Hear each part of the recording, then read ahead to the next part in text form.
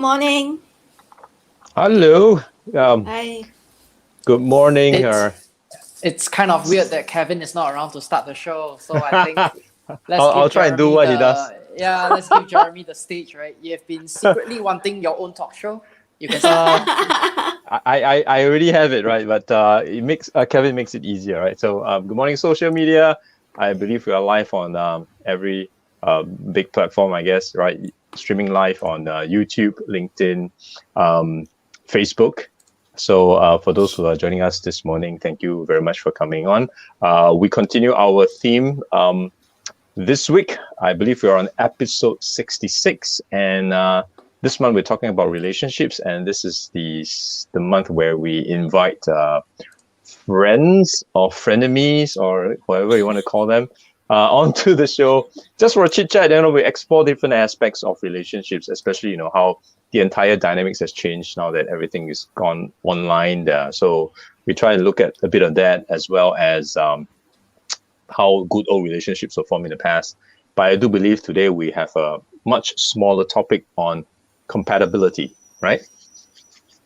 Yes. Right? Yes. I just want to do a simple shout out to Jennifer. Join us if you can. Okay. I see your comment. Yeah. Jennifer, I was just asking, why are you not joining us today, this morning? Yeah. So, Jack, you want to introduce yourself? I know for those who will follow us, you're no stranger, but maybe you want to just, introduce yourself for the people who are new today. Sure. First and foremost, thanks, and I want to shout out to the BUP team, and very much thanks to Eldrick who invited me to the show. I'm a numeric profiler and a mother of two. So the tools that I use is called numerology, which is a number formula which I connects people and get to know them and understand them better. Primarily, it's about knowing your strength and your weaknesses. Thank you. And knowing who you're compatible with, right? Or not compatible with. Well, yes, you can say that. But what at the end of the day is also about knowing your peers and who they are, and so therefore we cut down on the conflicts in terms of communications. So in managing people's expectation, we are also managing ourselves. Right. So just to be clear, Jack, you were Aldrich's friend way before you were my friend. Is that true? Is that true, right? That's kind of true, right? Yeah. But the thing is that I actually got to know. To be honest, I get to know Eldrick first before I get to know you. But coincidentally, we have a common friend. Yes, you and exactly. me, Jeremy. Yeah. So you want to just tell us how the two of you became friends, and like roughly when pre-pandemic, post-pandemic. I think now we have to always separate: is it pre-pandemic or post-pandemic? Just for the background. It's the pre-pandemic. Yeah. So what happened was that I was at an event and Eldrick was there, and he was sitting opposite me. All right. I didn't notice this handsome young man that was sitting opposite me until the whole event ended, and I guess we happens to be in the chat group, and he is there, and then he texted me, and then we start talking. So that's how I guess chemistry just come in between he and me, and we just click, and along the way get to know more people, and that's how I ended in the BUP show. What was the event, by the way? I just wanted to understand. Well, what was the common interest?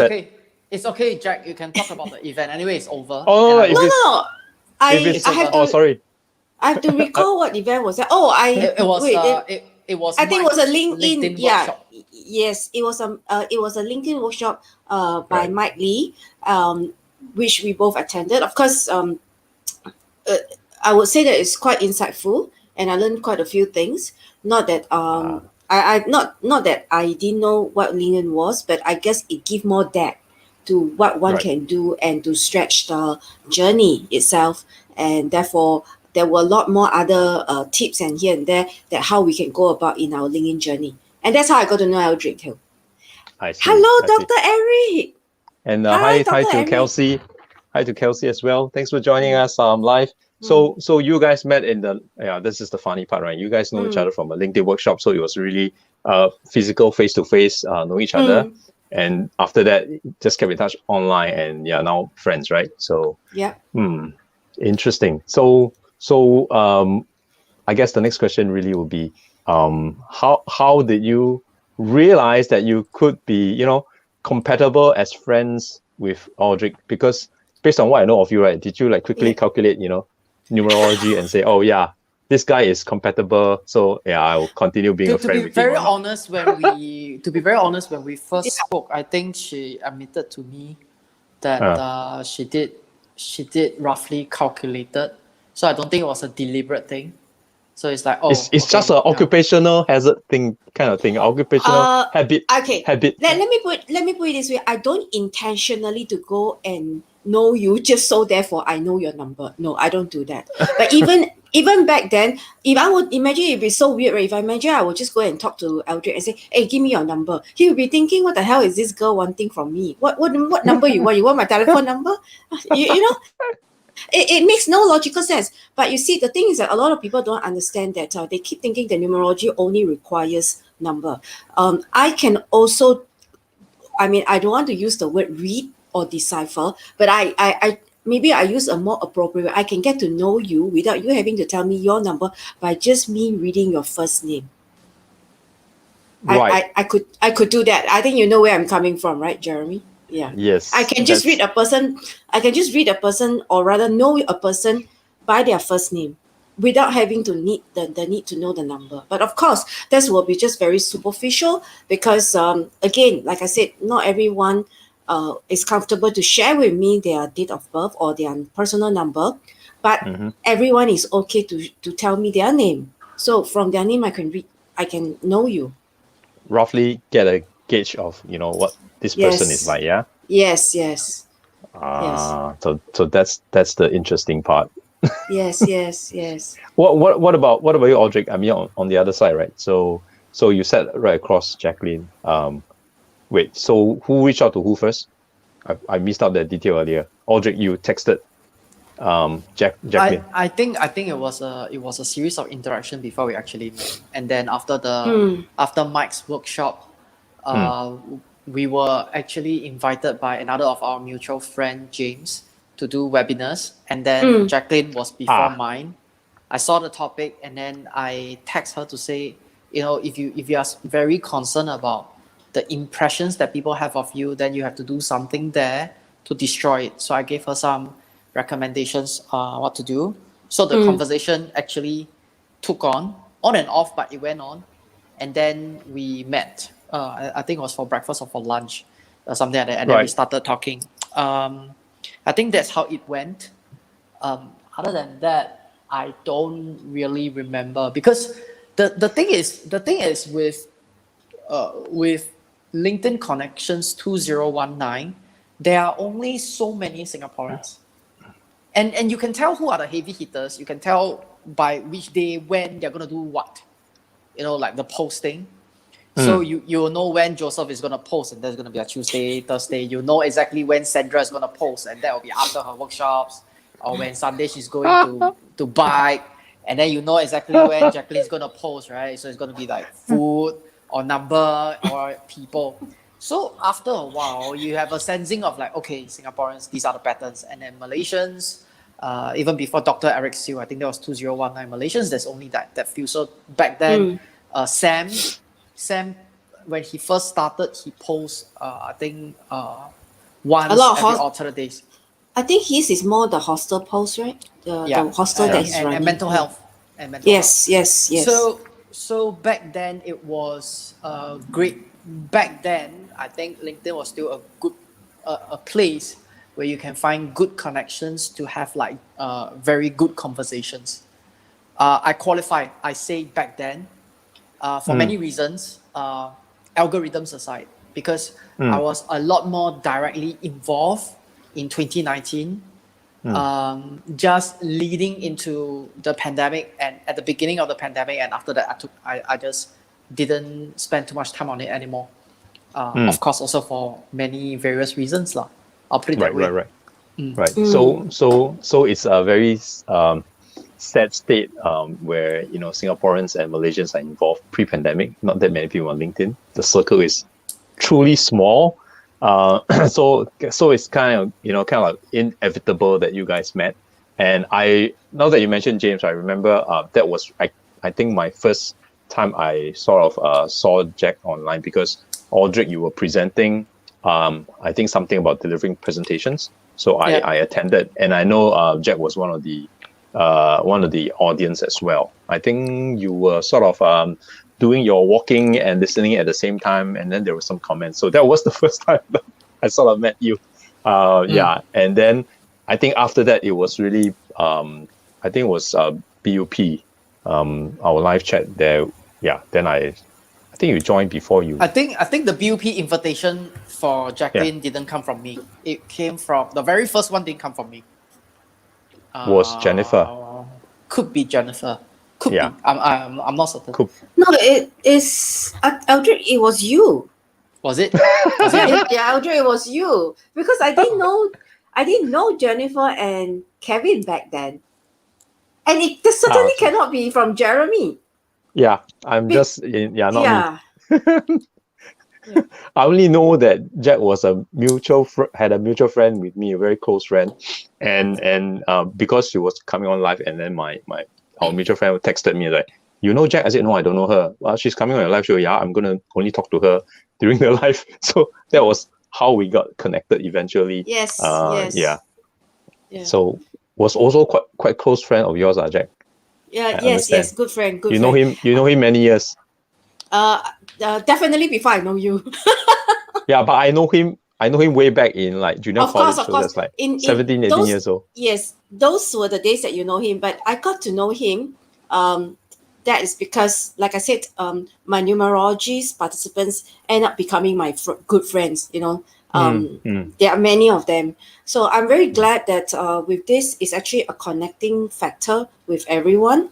Yeah. So the thing is that, because this is perhaps a very unique or niche area that I specializes in that sense, that it allows me and it broadens up my horizon in knowing and meeting people. Yeah. Right. So let's go back to the topic of compatibility, right? Yes.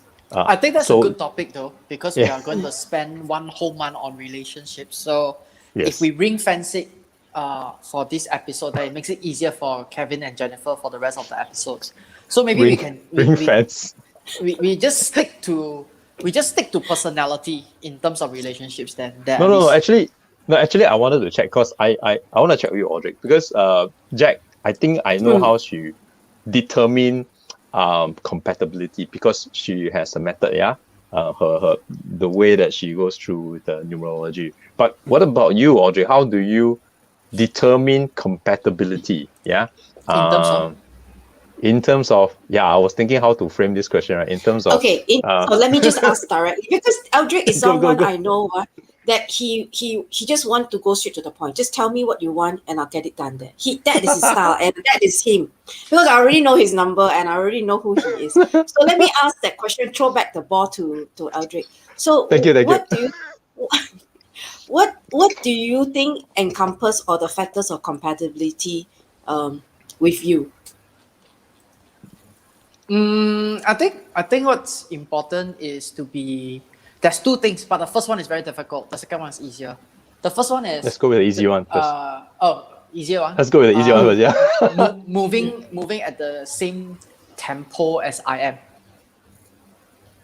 That's really hard, that is difficult, because not everyone can be like you, and because you're a fast-moving machine. So it's easier to not but I don't want to slow down. So it's good that you don't want to slow down, because it's a choice. No, because you look at I look at group dynamics and I look at individuals, not in a very deliberate way, but through experience in life, you can tell that the people that you work with towards what you want to do is very important. And if everyone around you is slow, no matter how fast you are, you're going to be slow. Now, I'm only talking about the speed of things. I'm not talking about the achievement or personality or ethics or compatibility, okay? Leave all that aside. What I'm trying to say is that I believe that there's a lot of things that all of us are trying to pursue, and that speed is important. Because if I can get rich in 10 days, I don't want to get rich in 10 years. Does that make sense? I think it makes sense to me. So speed is important. And I think about that in terms of investments too. If I invest, let's say for simplicity, if I invest $1,000, I think about how fast I'm going to get back that $1,000. Is that 1 year or is that 10 years? So if I throw 1,000 out, I get it back in 1 year, and the next business case is it gets back in 10 years, I'll pick the first year. All things neutral. Speed is important to me. Okay, so that's the easy one. That's the easy one because I think when we think about time in a very long fashion, like a lot of people, I think they like to misuse a certain term called thinking for the long term. I think it's a brilliant orientation, but that should not stop you from working hard every day. Neither should that be an excuse to relax today. Because if you keep thinking that you can achieve the same damn thing in the long term, then almost I think for certain, before you die, that's the only thing you're going to achieve. And I don't want that for myself. I wish it all the best to everyone else. I don't want to be involved. And by saying that, it has nothing to do with personal judgments or on anyone. I'm just trying to say, I don't want my life to be in vain. And I think there are certain things that has gotten clearer to me in terms of the legacy that I want to leave behind before I actually pass away, and how I want people to remember me, my name, and me as a person. So speed is very important to me. Right. Yeah, and worthy things takes a long time to build. Therefore, don't waste time. So speed is very important, and because of that, I think a lot of my considerations are on the people that I work with, whether it's in a direct team or whether it's, let's say, client or vendors and things like that. A lot of people say that if you want to go fast, go alone. If you want to go long, then you go with a team. Yep. If you know me by now, you know that I think that's absolute bullshit. Because why choose between going fast and going long? That's not the way to progress as an individual or as a human. We should go fast and go long. So find a pack of faster runners with you so that you can run ahead together. I think that's the way to do it. You don't see top tier marathoners running with the people behind, right? They find people of their peers and they run together in front.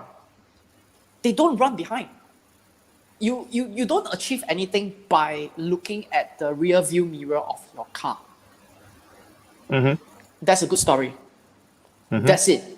So that's what I think.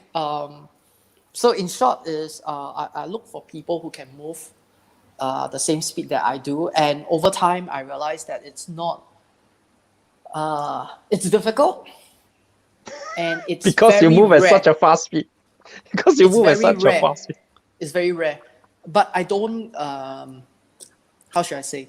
So, but I don't give up on that because I think I have had a couple of business relationships that move the same way that I do, and it's a very fruitful experience. Very fruitful. Eventually, we parted because our beliefs are no longer aligned. But in terms of moving together and the speed of things, it was brilliant. I would say that's the easy thing. Okay, before you go to the difficult one, have you found anyone who move faster than you? Definitely. There are? Yeah, definitely. Oh my gosh. There's one particular senior manager that I worked with when I was in Accenture. That guy is a badass. He's a badass. When when for some reason he had to go to the hospital during working hours, it was obvious because I was with him, and then he had to go to the hospital. On the way to the hospital, now the thing is, don't pass any judgments because I know a lot of people are not going to say good things about this. On the way to the hospital, he was still on call for a proposal meeting. He was still tasking out work to the rest of the people. And it did not cross his mind that he should put down this call first to call his parents or family. Right. Was he according to him, after when I visited him after his operation and things like that. So he did call them, I think when he's done with the work call. So there is something admirable in that character which I like. Okay. Because you don't really find people who are so clear about what they want. It's very rare. So it's very attractive, in my opinion. Very, very attractive. But I doubt my parents, my wife, and my friends would actually like it. I'll put it that way. They would think that I'm nuts. No judgment, yeah? Just sharing. Yeah. So what's the hard part? If that was the easy one, I cannot imagine what's the hard part to be compatible, or rather some defining trait that you will feel that at least there's some identification of compatibility. I think the interesting one would be that sharing the same beliefs. And I don't mean that you need to do the same business or be involved in the same industry as I do. What I mean is, that life is worth living. And that life, and that what we want to do are things that are worthy fighting for. Right. So it's a cause and purpose thing, yeah? Okay, so before we go there, I wonder what's happening with Jacqueline though, but I hope she comes back soon. I think so she before should be back. we go there, I just she want dropped to off. Yeah, I think she will sign back. So I think the important thing for me is that being alive is not just a biological response. And being alive is not about just doing things. We see a lot of living zombies going around walking in our neighborhood, whether they are retirees or they are not retirees. And when you look at them, you can tell that they are living zombies. They are not alive. Look at the way they walk. Look at the way they talk. And look at the kind of things that they talk about. I don't want to be near them at all. Because,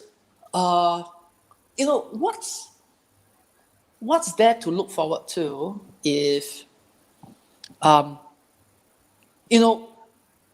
you hear people saying, I'm looking for a job because I need the money to feed my family. Okay, no judgments. But what about you? What do you want to do? Really, what do you want to do? The real answer, a lot of people will say, I want to look for a job, I want to take care of my family and things like that. That's not the real answer to what you want to do. Because if you can take care of all these things, you will not look for a job. Wait, let me absorb that. You will not do what you're doing and listening to other people in an office if your family is taken care of and money is not an issue. Yeah, so you're you're saying that you will do what you need to do without having to worry the what needs to be taken care of. No, already. I'm trying to say that. I know what you're trying to say. What you're trying to say is that when you ask the question, what would you like to do? It's not about it's inward looking yourself. So really, if you take away everything else, you have all the time in the world, you have all the money in the world, everything's taken care of. what is it actually that you really want to do? But that answer you never get because these are zombies. They they don't know what they really want. So they just yeah. think that it's So the noble cause to provide. Yeah, I get what you mean. I get it. So people who really believe in what they want to do and achieve in life, they don't just do it and then sacrifice their families or their bank accounts. They do that by understanding, if I can continue to put food on the table for my kids and their education, I will still pursue what I want to do in life because I believe in it. I think these are the people I like to associate myself with. Because you know that every moment, what they're thinking and what they're doing, they are so alive.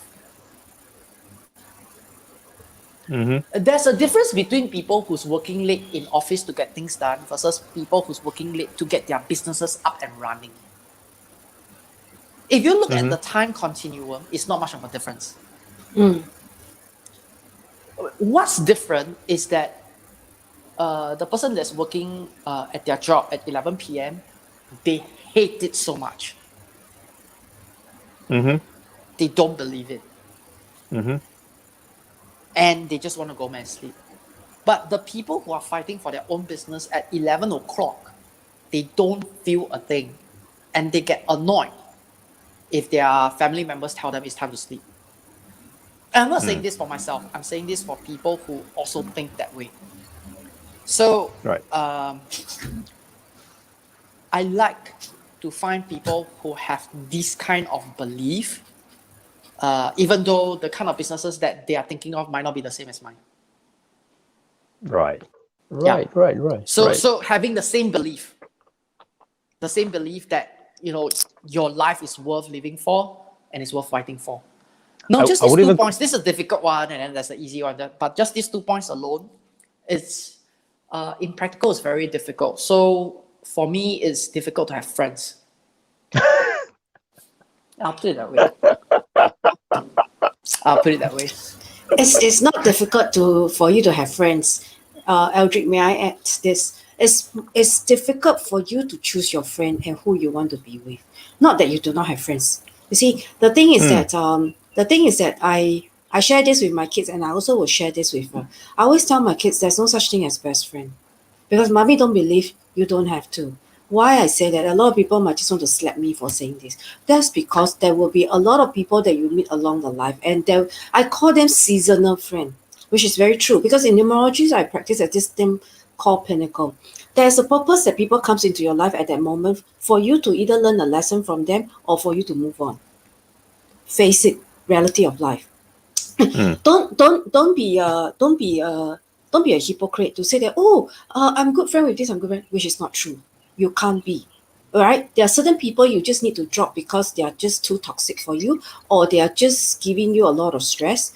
And there are other people who, yes, you can be good with them only perhaps for that period of time. So for me, I call them the fine weather friend.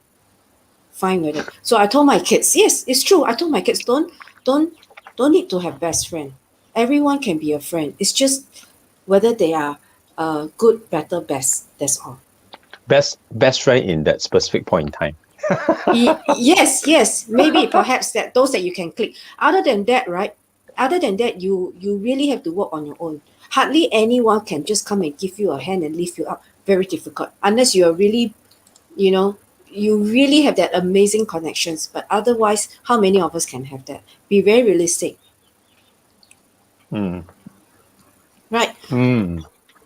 I mean, it's in real life, it's just like compatibility. Now, let me explain or allow me from my perspective in terms of using numerology as a tool. You see, the thing is that I know my numbers. I could also know your number. But if 3 of us are to work in a team dynamic, I think Eldrick will end up hating you and me, Jeremy. I think he already does. Yeah. Truth be told. Truth be told, exactly. The long and short of it is like, oh my God, why am I working with these 2 clowns that is actually pulling me back? I'm not moving forward. He will hate us for that. I'm sure. I tell you, I'll just really. run ahead lah. I don't have the energy to hate people. I tell you, You know what? He If don't. He we were won't. to No, he won't. No, he won't waste time hating us. He'll just, like he said, he'll just go ahead. Bye, guys. You don't even look at the rear view mirror. You just and then move ahead. exactly, and then he will look at both of us, and then he will roll his eyes like that. Okay, that's No, it. he I doesn't know. have time And for that. no. He doesn't have time for that. I know, but still, he will just roll his eye at us, and that look, we know already, and that is a signal. So we say, okay, leave him alone to do what he needs to. Let him chong first. Let him chong first. Chong swa, chong si, or whatever chong, all the chong first. Then we down there, lah. You see, it's just like you and me are just like the tortoise, and he's like the rabbit that's always moving ahead. So then when he cannot be at our pace because he will kill himself. Because if he were to be at our pace, he would definitely kill himself. Because that's not him. No, it's just that a lot of people cannot accept the fact that, hey, why you're like that? And then they started to pass judgment. You see, the thing is that, we criticize people, we condemn people, and we actually fought people for this. Things are the things that we don't like. That is because that is actually a reflection of ourselves, which people don't see. And I always tell my kids this. In all realistic time, your friends are the reflection of you. Your friends are your mirror. Because they bound to have things that you don't like. And likewise, you're bound to have things that they don't like. It's a reflection. So that's why sometimes there are certain people get along and sometimes they don't. But the fact is that if we can see the good in everyone, and we try to before we pass any judgment, we try to accommodate, and that would make us a better person. Not because we want to be, but because in the first place, if you see the good in people, then the negative can be aside, unless otherwise the person prove that, like what Eldrick said earlier, he's a badass. But sometimes a badass is needed because that's where the situation call for it.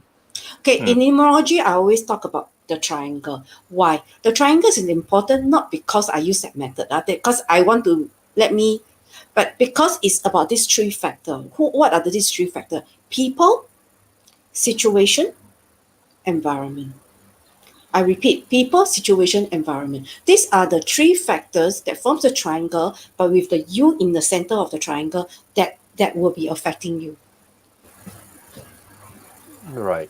So people, situation, and environment, yes. And that will impact how compatible you are with somebody at the point in time. Of course. I give you an example. Right now, you three are the people. And what's the situation? We are in a talk show. What is the big environment? The LinkedIn.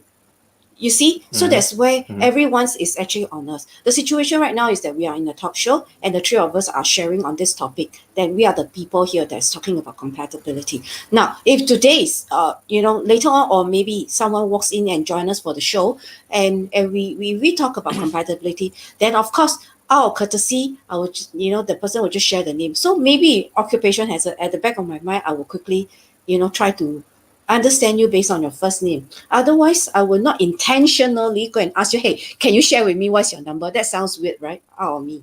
Yeah. I will not go and do that. And the funny thing is that a lot of people call me the fortune teller and they always think that I like to read them, which I don't. Really. It takes a lot of effort and energy to read someone. And don't, because you really, really need to do a very detailed profile, which is not what I want to do. And that's not what I want to sum you up based on the first time we meet. Certainly not. Right? I rather know you as a person, apart from, your titles and how you look in terms of appearance wise. In the past, I always ask these questions. When I was in my younger days, I always ask, so what do you do for a living? And I was being told off by one very senior person. Why do you ask that question? Do you make friends and do you really want to associate yourself only with the person's job title? And that hits into me. That's a good point.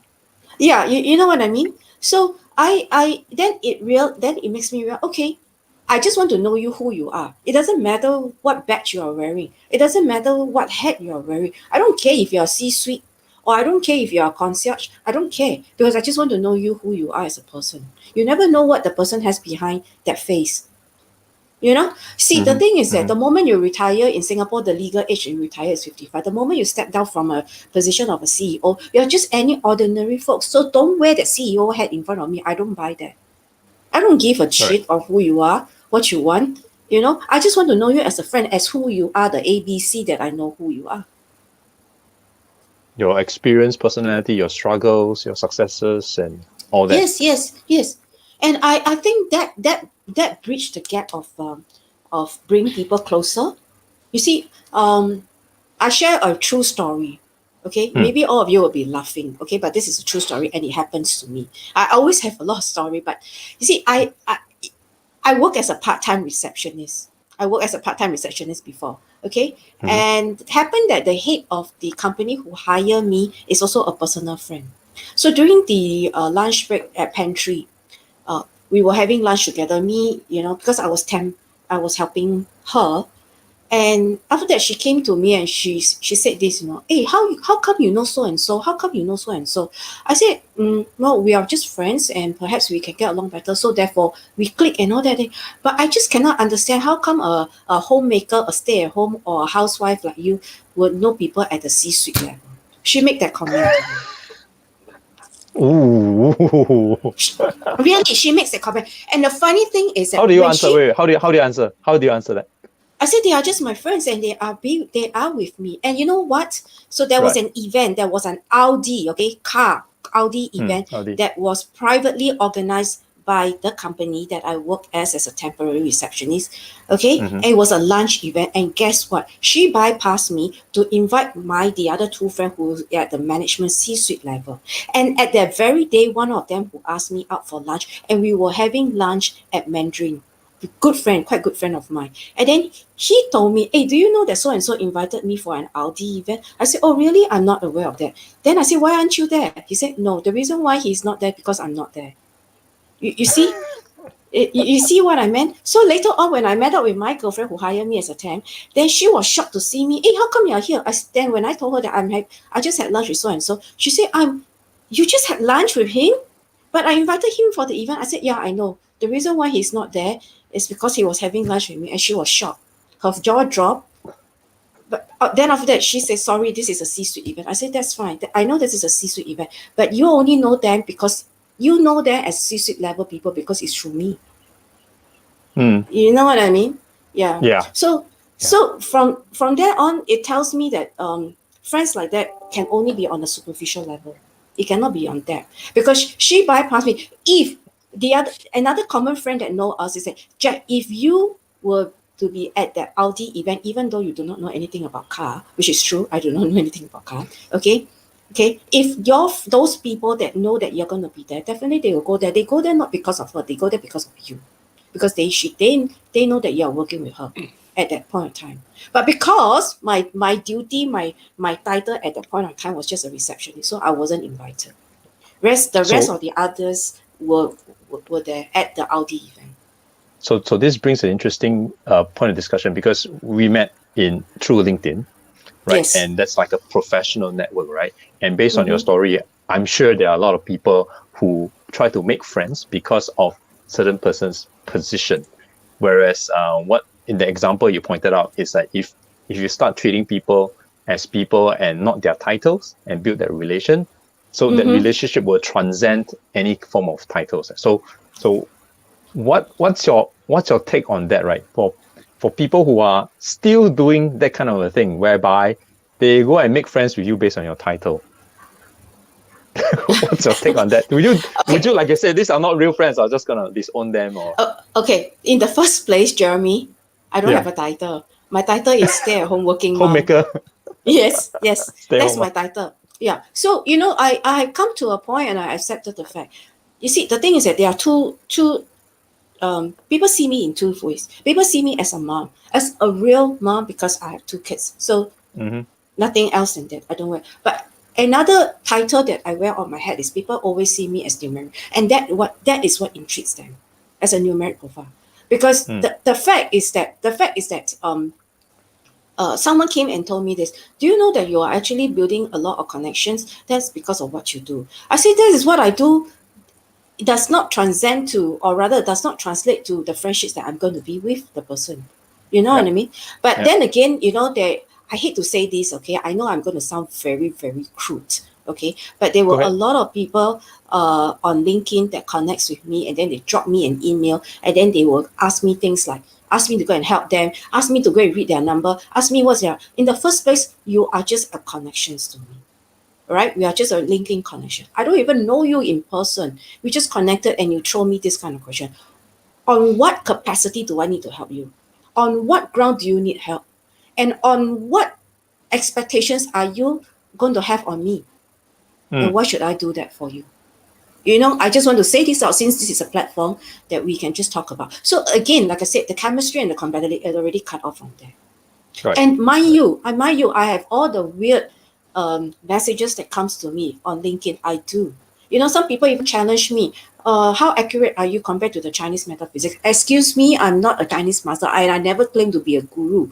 I never say that I'm a master. I just call myself a numeric profiler. I just profile and read people based on number. That's all. You know, I have all the weird questions that people send to me. So, like I said, you know, so when sometimes people like that, I just politely don't reply. No reply is a reply. So get that hint. And or if not, then you know, disconnect. I think the disconnect part, Eldred would be at the upper hand. No need to bother, no need to connect, just disconnect. Just shut off. That's so Eldred. Sorry, yeah, Eldred. He's gonna No, it's slap okay. me. Already.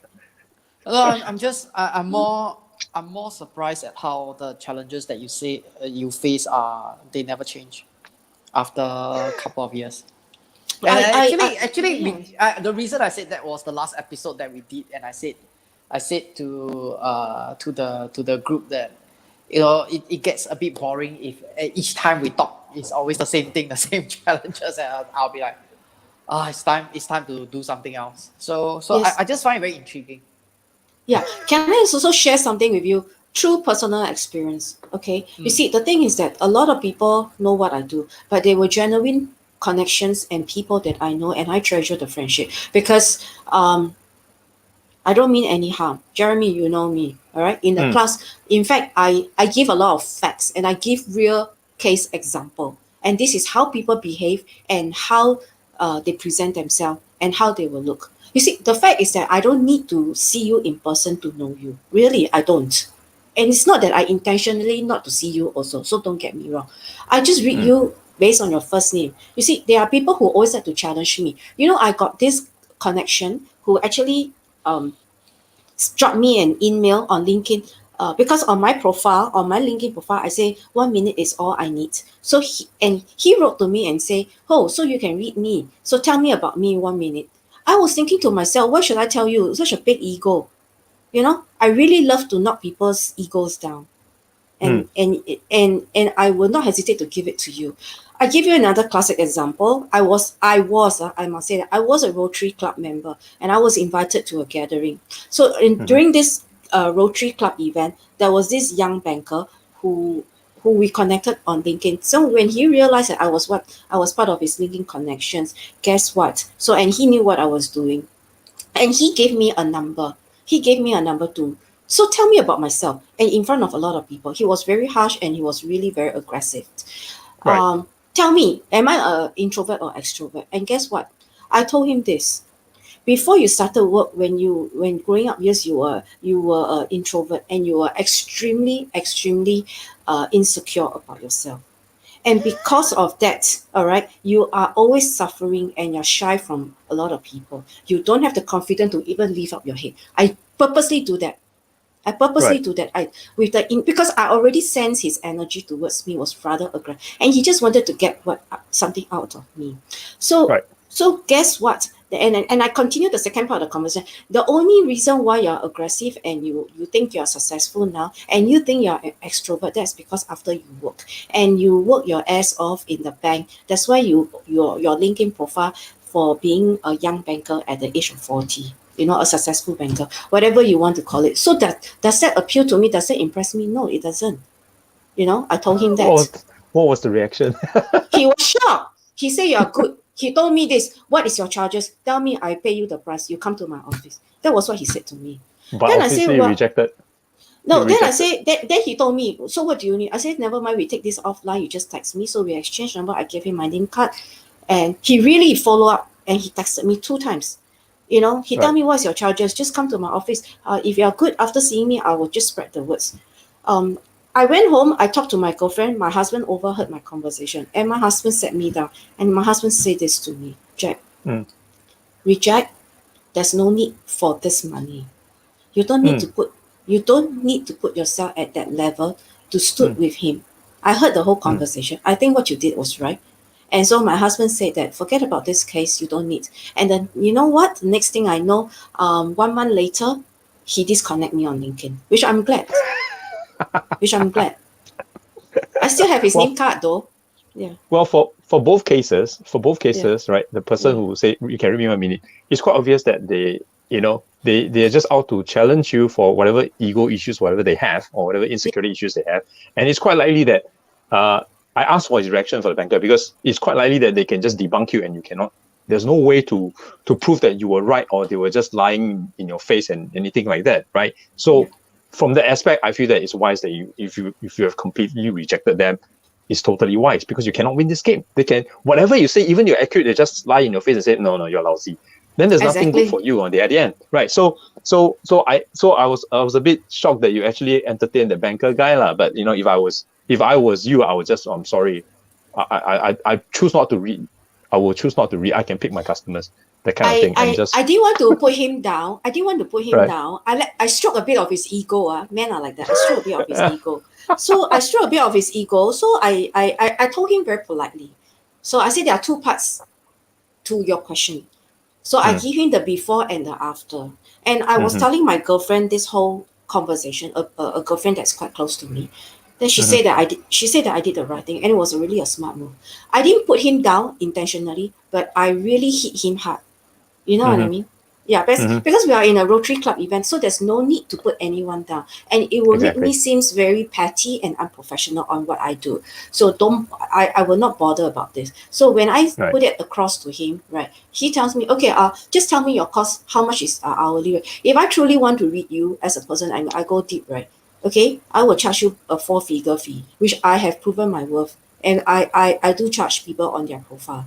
Okay, and I have already conducted so many rounds of workshop. I read many, because I used to work with, don't forget I was a receptionist before. So I work with headhunters. Okay, I give you another interesting perspective. All right, I have top-notch headhunters, I will not reveal what company. I have top-notch headhunter who actually contacted me behind the candidates. I do not know who the candidates are.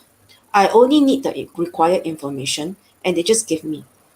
All right. So after that, I will just do up the profile, and the headhunter used my profile to beef up the candidates, report to submit to their client. Yeah, to submit to their client for selections of interview. And mind you, these are not a low-level job, because to qualify as a candidate for that kind of agency, they are looking at mid-level executive, meaning that they have to earn at least 4,005 minimum salary on and above. So it's actually managerial level and above. So, I even have C-suite level, but I don't know that. I don't care. I don't need to know. I just do my job and what I paid for. Yeah, I give you my fee. If you think that I'm expensive, then don't come to me. But I know where my value is. Right. So I back to my question, right? I guess for Aldrich, it's quite clear. Can and I simple, hijack right? one question? Yeah, go ahead. Sure. Go ahead. Jacqueline, how are you gonna how will you stroke Jeremy's ego? I No don't need. see it. I don't see no it. need. I'm flat. I got no ego. I just want to know how are you gonna There's do no it. need. I mean, like, There's no need. I have no ego. To be very honest with you, what Jeremy said is true. He got no ego. Really, he got You no sure? ego. Right. I'm just like, I'm just like a pile of mud, right? You mishmash me whatever you want. I'm just I gonna wouldn't mold. even say he's a mud. I would call him the plasticine. You pull him Clay. long, he will go long. You pull him short, he will go short. Okay? And the Very thing is that, moldable. yes, exactly. And my point is that it's not that Jeremy has no. Let me put it this way. Let me put it very crudely. All men has Good. ego. It's just how big the ego is, right? There's always the things between the legs. Oh. So Let me say something. I'm not going to talk about the things between the legs. I'm just going to say that, in fact, if you are a stranger and you try to stroke my ego, I will distance myself. Yeah. Because I'm like, what is this guy trying to do? What is this person trying to do? You know what I mean? So I'm a bit weird in that sense, right? So I'll go the other way around, right? Because when let's say okay, I'll share what I mean when we talk about compatibility, right? So usually you think of compatibility as, you all are very same frequency, you can match, but for me, when we talk about compatibility versus friendship, I sometimes will choose people that are not compatible with me because I know what are my weaknesses. So I keep people who are opposite of me around so that they can keep my butt lah. People like you, Audrey, because you're moving so fast and I tend to be slow, ma. So I want to be that friend with you because you will kick my butt and wake me up if I'm like, hey, you bloody slow, because I know you'll tell it in my face. So in that sense, the compatibility part, I sometimes choose incompatibility so that I can hopefully, can maintain that relationship for the betterment of my own self. Yeah, just like, Jacqueline, our mutual friend, he does that to me sometimes. So I meet up with him because he will give me the way it is and say that, hey, wake up, Jeremy, you're not doing whatever. So I do keep that kind of friends around. So it's a deliberate move to find somebody incompatible to make up for my weakness. I will adopt the same strategy like you. I will also keep Eldrick as my side friend because I need his sidekick. That's why we're in this call. That's why we're in this call. I need him to kick me. Ayo, you don't know. Sometimes the call that I do with Eldrick, he really, Jack, wake up, focus. And that's what I like and I appreciate. I don't get angry. I come to a point where I don't get angry so easily based on what people say about me. Really. There's no point. I mean, yeah, exactly. It's not that I don't have anger. It's not that I don't have anger, or it's not that I don't have pride. Don't get me wrong. But the fact is that I guess experiences and age, I will actually reflect. The fact that the person are willing to even open his or her mouth to tell you that means at that point of time, he or she meant well for you. Think of it as a positive way rather than as a criticism. You see? Exactly. Yeah. So, and the fact is that sometimes when I read people, right, and when I tell them the truth, they cannot take it. No, that's not me. I say that's fine because sometimes people are just in denial because the truth hurts and the truth is painful. Ouch! The thing is that I know. Like sometimes Eldrick will say me, despite the fact that he's 10 years my junior. That's fine. I accept. It doesn't mean that I cannot, just because I'm in my 40s, I cannot accept somebody in their 20s or 30s to tell me where I've gone wrong. Not true. If I am wrong, I will go to my son and will tell my son I am wrong. And I will apologize. It's not the fact that because he is my son and my mother, so I have the authority. No, it doesn't. I don't practice that at home. Because in my family, I think being vocal is important. Being heard is important. Otherwise, I told just take the recent case, the recent tragedy in Singapore. Yep. Just happened that my daughter and my son are exactly the same age, 13 and 16. Really. So I think there's a need and the importance of sitting them down and talk to them. So that's where I say that, look, sometimes I told my son this, son, there's nothing to be shameful about. Son, your mom here is not very smart. So make sure in future you find a girlfriend that is smarter. A smarter woman does not necessarily mean it's bad. Because sometimes a smart woman can intrigue you in the mind, provoke you to think, and push your butt and push your ass. Because people tend to be complacent. So if you have a girlfriend that's driven, which is actually good, so make sure that you're on par. Because you see, the thing is that for girls, right, I can't say for everyone, but at least for me, or those that I know, it's not about how rich you are, but it's about how responsible you're going to be. There's one thing you mentioned that that I think my aunt also mentioned before, but it's along those lines. It's not exactly like that. She did tell me and her son, which is my cousin, that what's important for a guy is how is who your girlfriend is. And at the time, I think we are at our teens, so obviously we're not going to get married anytime soon. So she says that there's no rush, you see who you are compatible with, and then you just try it out. But never forget one thing, that your girlfriend will make you or break you. So always find the girlfriend that will push you to become the better person than you are today. And it doesn't mean that the girl will always have to always tell you, hey, you are lazy, you're going to do more, No, it doesn't mean that. Seriously, it doesn't mean that. For me, it's just when my girlfriend is outstanding in certain areas, it just silently pushed me to want to do things better. And that's the kind of thing that I'm referring to. So I'll put it this way lah. I think your for guys, and especially for your son, the girlfriend will be a very important influence. So you don't it's always good to be with people who are more progressive, because even if they don't really care who you are as a person, having them around you will rub you in the right direction, as in for the positive influence. Yeah, I think totally I agree with you. I totally agree with you. That's why, on LinkedIn, every Tuesday I share home-based learning. Some people actually ask me, is that the real I said, of course. Otherwise, you think I every week can write something like that out of the blue? Oh, come on, these are real. Imagination. Exactly. Am I a story writer? I'm not. If I am a story writer, I would have written up by many parenting book by now. But these were the real hard facts, the real life conversation that I have with my kids. And I put it down. Because I have two, right? And of different agenda. I mean also different gender, Different gender. and Yeah. different gender and different school and different friends. So can you imagine every day they come back and they talk to me of different things and different needs. Sometimes my girl come back and say, "Aya, you know what? So and so the boyfriend is from this school." So they were like all the girls talk. So I need to wear my hat as a girl for her. So I have my son stop. This and things like being objective. So but my two kids have something in common. They always tell that to their form teacher. They told, I mean, it is something I just want to share, and I always laugh. They say that, "Sir or ma'am," that's what they address their teacher, right? "Whatever happens, call my mom first, not my dad." Call my mom first, not my dad. No matter in what situation, call my mom first, not my dad. Never my dad. So in that I don't know. sense, I don't know if my yeah, kids will say that. I So don't know how to interpret it, but okay. yeah. no, But no, in I don't that know if sense, my kids will say that to the teachers or not, or whether do I even stand a chance. That what yeah. I'll ask them later.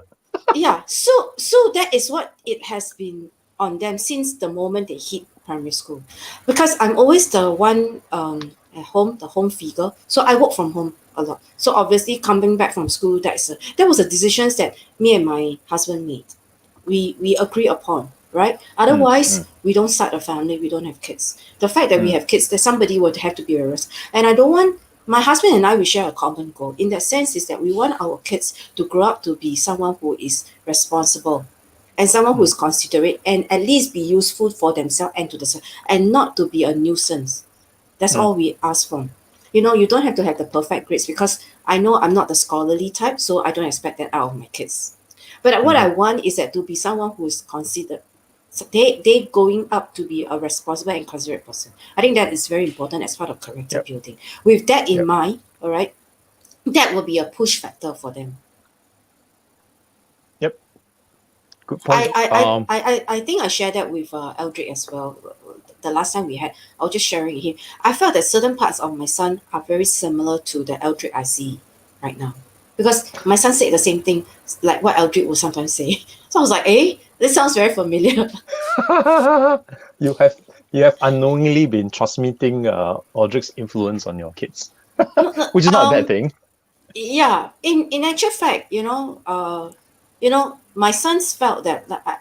Correct me, the guy with a lot of Infinity Stone, Thanos, right? What's the show Thanos, called? yeah. Thanos, yeah. Yeah, the end game, right? Avengers, The- yeah. Avengers, yes, Avengers. Yeah. You know what? Among all the characters, my son loved Thanos, because he said this to me, "Mom, in all aspect, humanities need to die in order to have rebirth. It's because when everybody has a rebirth, restart, you press the restart button, then the new life will begin. Then that's where you can make the change. Otherwise, we are all suckers to the earth." That's what he said to me. He sees the big picture like Thanos. Not He many said people so. do. So he said, "Not is everybody thinks that Thanos is bad because he keep wanting to No, he's kill not. and he want to destroy. He's not. In fact, he is He's not. actually giving the other side of him. He is actually giving renewal of life, rebirth of life. He He's told an me that. idealist. He's an idealist. He's not a bad guy. It's not a total rotten guy to just kill indiscriminately. Yes, yes. His goal is clear, and he's working towards that goal. Not all will agree with that goal. It just depends whether they can see the big picture or not. Of course, you ask who gave him the right to do that, right, to take lives, but that's another discussion altogether. But Exactly. in all fairness, his goal is not exactly evil. That's the point. Yeah. Yes, yes. Yeah. And I always believe that no one is born evil unless they are made one. I repeat, no one is born evil unless they are made one. And how are they made, and why and how they are made one? Again, back to three factors: people, Triangle, yeah. situation, yes, people, situation, environment that cause people to be a badass. Okay. I think I need to round this up now. It's been an hour. Sure. Yeah. I think we have talked a lot already. Do any of you have any points you want to add on compatibility, relationships? Any like final takeaways that you want to Can offer I to the just audience? share? Yes. Please. Can I just share something with everyone? I know that everyone, just allow me, okay? I thought, Yeah, okay, just allow me to, in Hokkien, say, my buay koyo, snake oil. Okay. Sell snake oil. Yeah. So I just want to benefit everyone and all the audiences who are listening in. If you are a profile one, use your leadership ability to help and impact people. If you are a profile two, okay, use your sensitivity and your emotions, intuitiveness, to heal or help others, especially those who are in mental health state. If you are a three, okay, always shows your dynamic and your sunshine side to impact people around you. Yeah, that's Jeremy. If you are four, yes, lay the foundation, build the groundwork. It's okay to do more. Okay, put in effort. It's not going to hurt you. As a five, okay, so be flex. I mean, as a five are a flexible number. So if sometimes you flip too much, right, people find you very hard to catch on. So might not want to be with you. But then again, five are risk taker. So they could be taking charge in that sense. Six itself is very nurturing, and seven always very introspective because they always will look from the inside and set mind thinking. Eight itself is about recognition, knowing what I want, charge forward, and take responsibility. Nine is about giving, big hearted. Yeah. So I hope, in all aspect, if you fall into this nine profile, you know who you are, and so therefore have an open mind to accept and understand others. Not everyone is good. Not everyone is good. Like I said, okay, it's up to your discretion to choose who you want to be associated with. Thanks for that sharing, Jack. And Audrey No worries. dropped off Yeah. conveniently when he was supposed to speak, but doesn't matter. But I just want to close off today to thank Jacqueline for offering and sharing, and especially this last part about your different numbers and profile. So if you have been following Jacqueline over time, you would have known how to understand what number profile you are. Yeah, correct. Because Yes, I remember watching one of the videos, and that was when I realized when I was a 3. Based on what you're sharing. So follow her, and thanks for joining us today. And once again, Jack, thanks. Yeah, so I'll see you guys next week where we will have another friend online to share about relationships. And this month when we explore relationships. Okay, see you in the next one. Thank you very much. Bye. Bye, Bob. Bye-bye. Bye, Bob, for dropping by. Bye.